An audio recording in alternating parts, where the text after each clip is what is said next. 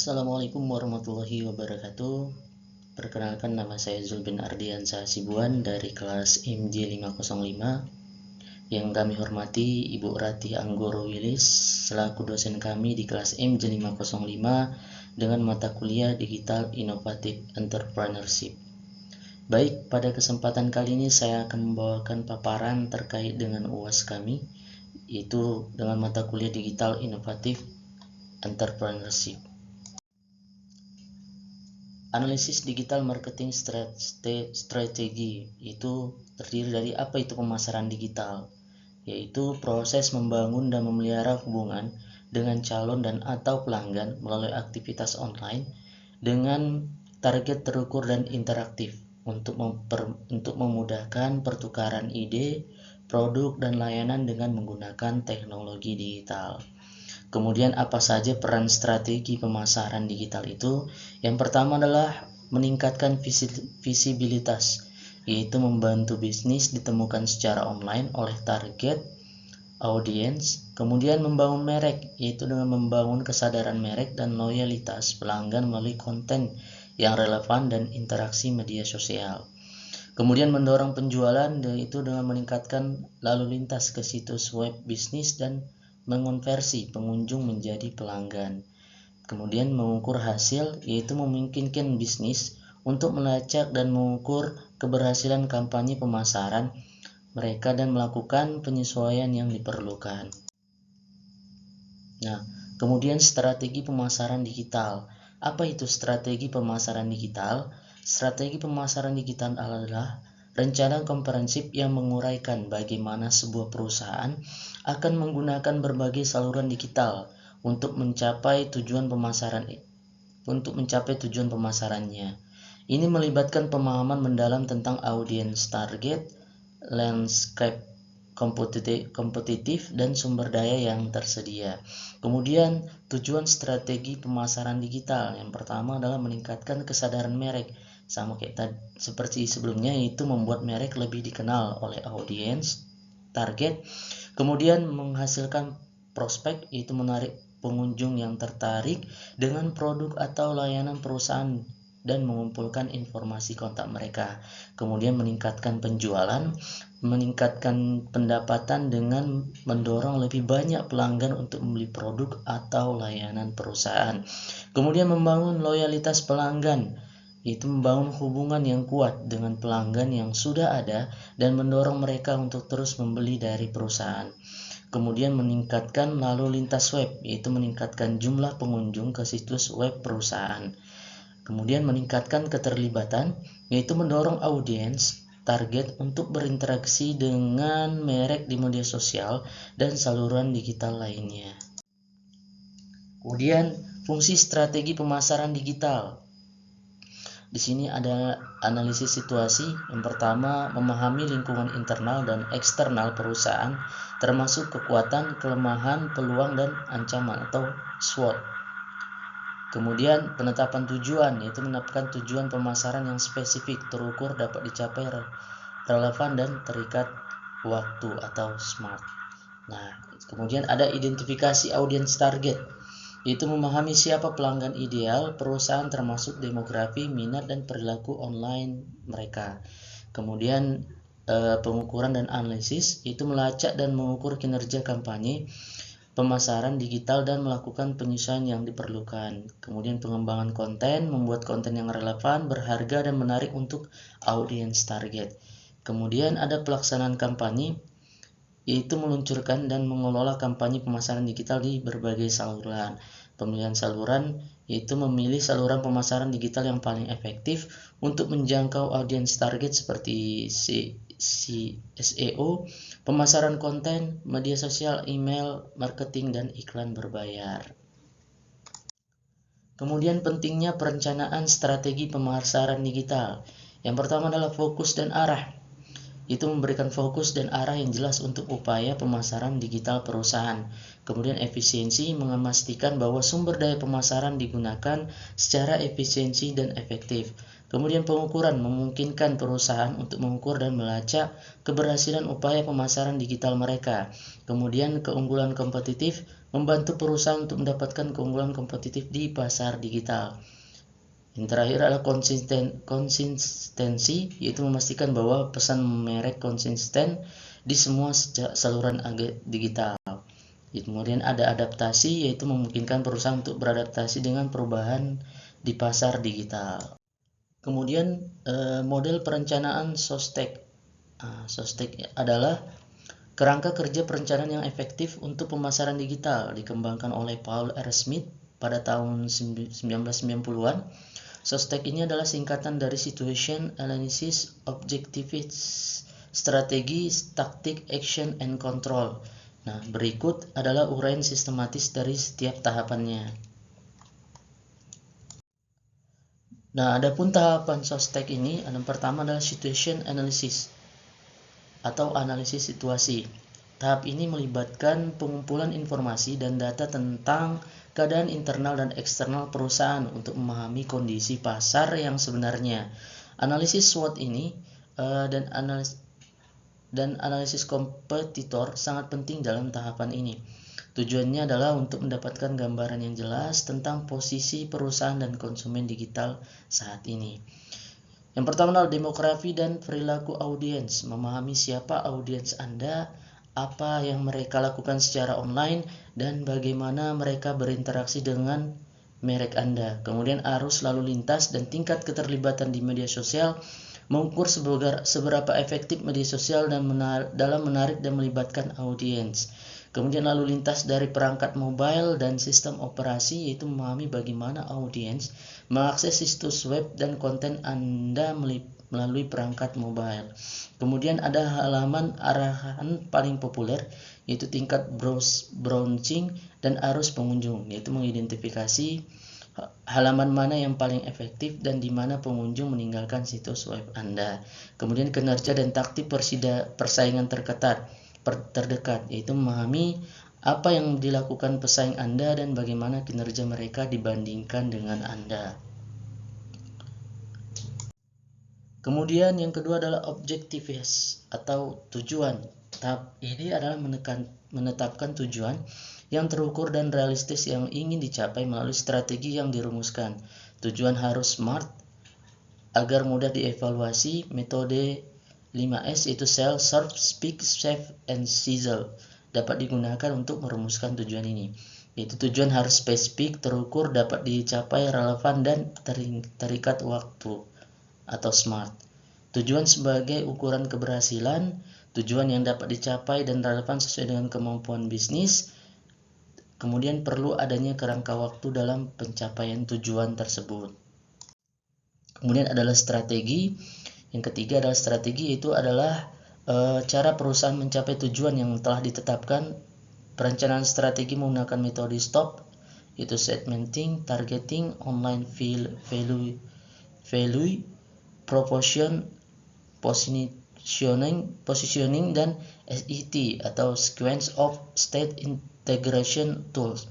Strategi ini menjadi pedoman untuk mencapai tujuan yang telah ditetapkan. Adapun identifikasinya yaitu target pasar baru yang dapat memberikan manfaat pada bisnis tersebut, area di mana dapat memperbaiki strategi yang sudah ada, relevansi indikator kerja utama yang perlu dimonitoring untuk memahami perkembangan yang terjadi. Kemudian ada yang keempat yaitu taktik, adalah penjabaran detail dari langkah-langkah yang akan dilakukan untuk melaksanakan strategi. Taktik melibatkan penggunaan 7P marketing mix, yaitu produk, price, place, promotion, people, process, partnership untuk mencapai tujuan pemasaran digital. Yaitu fokus pada konten yang akan dibuat, konten apa yang akan dibuat dan kapan dibuat, lalu kapan direncanakan dan jadwalkan. Kapan konten tersebut ditayangkan, itu terdiri dari hari, waktu, akhir, pekan, dan lain-lain. Di mana konten tersebut ditayangkan menyesuaikan konten sesuai dengan audiens yang berbeda. Yang kelima adalah aksi atau action. Tahap ini melibatkan menjalankan taktik yang telah dirumuskan dalam bentuk aksi yang terukur. Aksi mencakup pembuatan proses kerja yang terstruktur dan terjadwal, manajemen risiko, perencanaan anggaran, dan alokasi sumber daya, memutuskan siapa penanggung jawab, atas aspek strategi dan kapan penerapannya dilaksanakan, kemudian harus menguraikan sistem, proses, dan alat yang akan digunakan selama masa pemasaran. Kemudian identifikasi kemampuan dan kapasitas internal untuk menangani strategi dan taktik, dan jika perlu mengatur hubungan kerjasama kerja dengan agen eksternal yang relevan. Baik, yang keenam adalah kontrol dan monitoring. Tahap terakhir adalah proses kontrol, yaitu memeriksa dan mengevaluasi secara berkala apakah aksi yang dilakukan sesuai dengan tujuan perusahaan. Key Performance Indicator atau KPI digunakan untuk mengukur keberhasilan taktik yang telah ditetapkan secara konsisten dan senantiasa mengukur semua KPI yang relevan dengan tujuan, mengambil data snapshot secara berkala untuk memungkinkan perbandingan data dan juga pelacakan dari waktu ke waktu. Kemudian menguji pengguna secara teratur di situs website dan konten untuk memastikan menyediakan pengalaman pengguna sebaik mungkin. Kemudian memantau tingkat konversi sesuai dengan tujuan Anda dan pastikan ini terkait dengan tanggal yang memungkinkan. Kemudian analisis strategi pemasaran digital pada kopi kenangan, yaitu saya mengambil contoh sebuah kedai kopi lokal yang sedang berkembang dengan menggunakan kerangka SOSTEK tadi. Nah, yang pertama situation analysis atau analisis situasi, yaitu demografi dan perilaku audiens. Targetnya adalah anak muda yang umur 18-25 dan profesional muda itu 26-35 tahun yang tinggal di perkotaan. Kemudian perilaku aktif di media sosial Instagram, TikTok, mencari tempat nongkrong yang instagramable, menyukai kopi kekinian dan memperhatikan harga. Kemudian arus lalu lintas dan tingkat keterlibatan di media sosial, yaitu Instagram memiliki 10.000 pengikut, tingkat engagement, likes, komentar rata-rata 3%. Kemudian ada TikTok baru memulai memiliki 1.000 pengikut, tingkat engagementnya rata-rata 5%. Kemudian lalu lintas dari perangkat mobile dan sistem operasi, 80% pengunjung situs web mengakses melalui smartphone, iOS atau Android. Kemudian halaman arahan paling populer, tingkat bouncing dan arus pengunjung. Halaman menu dan lokasi adalah yang paling populer, tingkat bouncing. Halaman utama cukup tinggi yaitu sekitar 60%. Kemudian kinerja dan taktik pesaing terdekat. Pesaing utama adalah kedai kopi lokal lain dan franchise kopi besar. Kemudian pesaing aktif menggunakan promosi di media sosial, program loyalitas, dan kolaborasi dengan influencer. Kemudian tujuannya atau objektivitasnya itu spesifik, meningkatkan penjualan online melalui aplikasi delivery sebesar 25%. Kemudian terukur melacak peningkatan penjualan melalui data aplikasi delivery. Kemudian dapat dicapai berdasarkan tren pasar dan kapasitas produksi, peningkatan 25% realistik. Kemudian relevan, meningkatkan penjualan online, mendukung pertumbuhan bisnis kopi kenangan senja. Kemudian terikat waktu, mencapai peningkatan 25% dalam 3 bulan. Kemudian strategi, yaitu fokus berdasarkan materi.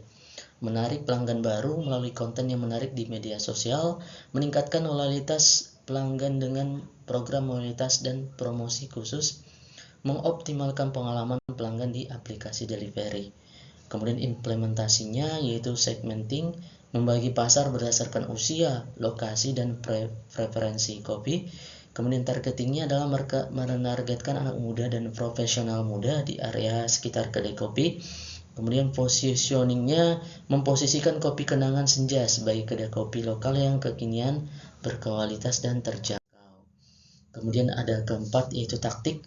Fokus berdasarkan materi, terdiri dari konten, foto dan video kopi yang instagramable, behind the scenes, pembuatan kopi, testimoni pelanggan, dan konten interaktif seperti kuis dan poll. Kemudian jadwal posting di Instagram setiap hari, pagi dan sore, TikTok 3 kali seminggu, dan promosi khusus setiap akhir pekan. Dan kemudian ada platform Instagram, TikTok, aplikasi delivery, dan situs web. Contoh taktik yaitu mengadakan kontes foto di Instagram dengan hadiah voucher kopi gratis. kemudian membuat video TikTok yang menunjukkan cara membuat kopi ala kopi kenangan senja. Kemudian memberikan diskon khusus untuk pengguna aplikasi delivery pada jam-jam tertentu. Yang kelima adalah action, yaitu fokus berdasarkan materi. Penanggung jawab tim pemasaran digital 2 orang dan barista, kemudian sistem kalender konten, alat analisis media sosial dan sistem CRM, kemudian proses pembuatan konten, penjadwalan posting, interaksi dengan followers dan analis data. Kemudian implementasi, yaitu tim pemasaran digital bertanggung jawab atas pembuatan konten dan pengelolaan media sosial. Barista bertanggung jawab atas kualitas kopi dan pelayanan pelanggan. Kemudian menggunakan aplikasi manajemen proyek untuk mengukur tugas dan jadwal. Yang keenam adalah kontrol dan monitoring. Fokus pada berdasarkan materi, yaitu KPI tadi, itu penjualan online, jumlah followers media sosial, tingkat engagement-nya, lalu tingkat situs webnya, dan kepuasan pelanggan. Alatnya adalah Google Analytics media sosial, dan survei pelanggan. Kemudian implementasinya adalah melacak penjualan online setiap minggu, memantau pertumbuhan followers dan tingkat engagement media sosial setiap bulan, melakukan survei kepuasan pelanggan setiap kuartal, membuat laporan bulanan tentang kinerja pemasaran. Dengan mengikuti kerangka SOSTEK ini, Kopi Kenangan Senja dapat mengembangkan dan melaksanakan strategi pemasaran digital yang efektif untuk mencapai tujuan bisnis mereka. Nah, ada model perencanaan SOSTEK ini. Adalah kerangka kerja perencanaan yang efektif untuk pemasaran digital dikembangkan oleh Paul R. Smith pada tahun 1990-an. SOSTEK adalah singkatan dari Situation Analysis, Objective, Strategi, Tactic, Action, dan Control. Berikut adalah uraian sistematis tahap. Rekomendasi strategi pemasaran digital. Yang pertama adalah peningkatan analisis situasi. Itu rekomendasi perusahaan perlu melakukan analisis yang lebih mendalam dan terstruktur mengenai audiens, pesaing, dan tren pasar. Kemudian implementasi riset pasar, lakukan survei, wawancara, atau focus group discussion atau FGD untuk memahami kebutuhan, preferensi, dan perilaku audiens secara lebih mendalam. Analisis kompetitor, identifikasi kekuatan dan kelemahan pesaing serta strategi pemasaran yang mereka gunakan. Gunakan alat analisis kompetitor untuk memantau aktivitas mereka secara online. Kemudian ada analisis tren, yaitu pantau tren pasar yang teknologi terbaru yang dapat mempengaruhi bisnis perusahaan. Kemudian menggunakan Google Trend, media sosial, dan publikasi industri untuk mendapatkan informasi terbaru. Yang kedua adalah penetapan tujuan yang lebih terukur atau objektif. Itu rekomendasi pastikan tujuan pemasaran digital yang ditetapkan benar-benar smart atau spesifik, measurable, achievable, relevant, time bound. Nah, implementasinya yaitu kualifikasi tujuan, tetapkan angka yang jelas untuk setiap tujuan, misalnya meningkatkan brand awareness sebesar 30% dalam 6 bulan atau meningkatkan traffic website dari media sosial sebesar 40% dalam 1 tahun. Kemudian ada penetapan KPI, yaitu identifikasi Key Performance Indicator yang relevan untuk mengukur kemajuan menuju tujuan.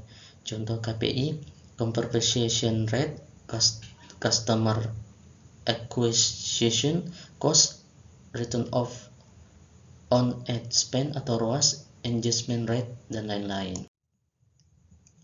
Kemudian yang ketiga adalah pengembangan strategi yang lebih fokus. Rekomendasi perusahaan perlu mengembangkan strategi yang lebih fokus dan terarah dengan mempertimbangkan segmentasi pasar, targeting, dan positioning yang tepat. Implementasinya adalah segmentasi pasar. Bagi pasar menjadi segmentasi yang lebih kecil berdasarkan demografi, perilaku, minat, atau kebutuhan. Kemudian ada targeting. Pilih segmen pasar yang paling potensial untuk ditargetkan. Kemudian ada positioning, kembangkan unique selling proposition atau USP yang membedakan perusahaan dari pesaing dan menarik bagi target pasar. Kemudian ada yang keempat adalah optimasi taktik pemasaran digital. Rekomendasi perusahaan perlu mengoptimalkan taktik pemasaran digital yang digunakan dengan fokus pada konten yang relevan, engagement dengan audiens, dan menggunakan platform yang tepat. Implementasinya yaitu pemasaran konten, buat konten yang berkualitas, relevan, dan menarik bagi audiens. Gunakan berbagai format konten seperti artikel blog, infografis, video, podcast, dan lain-lain. Kemudian optimasi SEO atau optimalkan situs web dan konten untuk mesin pencarian agar mudah ditemukan oleh audiens. Kemudian pemasaran media sosial, yaitu gunakan media sosial untuk mengembangkan brand awareness, meningkatkan engagement dengan audiens, dan mengarahkan trafik ke situs web. Kemudian ada pemasaran email, gunakan email untuk berkomunikasi dengan pelanggan, mempromosikan produk atau layanan, dan membangun loyalitas pelanggan. Kemudian ada iklan berbayar, gunakan iklan berbayar di Google Ads, media sosial, dan atau platform lain untuk menjangkau audiens yang lebih luas. Kemudian ada yang kelima, yaitu implementasi aksi yang terstruktur atau action. Itu rekomendasi perusahaan perlu mengimplementasikan aksi pemasaran digital secara terstruktur dan terkoordinasi dengan menetapkan tanggung jawab yang jelas, mengembangkan proses kerja yang efisien, dan menggunakan alat yang tepat. Implementasinya adalah penetapan tanggung jawab. Tetapkan tanggung jawab yang jelas untuk setiap aspek strategi pemasaran digital. Pengembangan proses kerja, kembangkan proses kerja yang efisien untuk pembuatan konten, pengelolaan media sosial, optimasi SEO, dan aktivitas pemasaran digital lainnya. Yang kemudian penggunaan alat, yaitu gunakan alat yang tepat untuk manajemen media sosial, analisis data, otomatisasi pemasaran, dan aktivitas pemasaran digital lainnya. Kemudian ada yang keenam, yaitu kontrol dan monitoring yang berkelanjutan. Rekomendasi perusahaan perlu melakukan kontrol monitoring yang berkelanjutan terhadap kinerja kampanye pemasaran digital dengan mengukur KPI yang relevan, menganalisis data, dan melakukan penyesuaian jika diperlukan. Kemudian implementasinya adalah pengukuran KPI. Ukur KPI yang relevan secara teratur untuk melacak kemajuan menuju tujuan. Kemudian ada analisis data untuk memahami apa yang berhasil dan apa yang tidak, serta untuk mengidentifikasi peluang perbaikan. Kemudian adalah penyesuaian strategi atau lakukan penyesuaian strategi dan taktik berdasarkan analisis data. Mungkin itu saja yang dapat saya sampaikan. Saya mohon arahan dan bimbingannya dari Ibu Rati. Mungkin cukup sekian. Terima kasih. Assalamualaikum warahmatullahi wabarakatuh.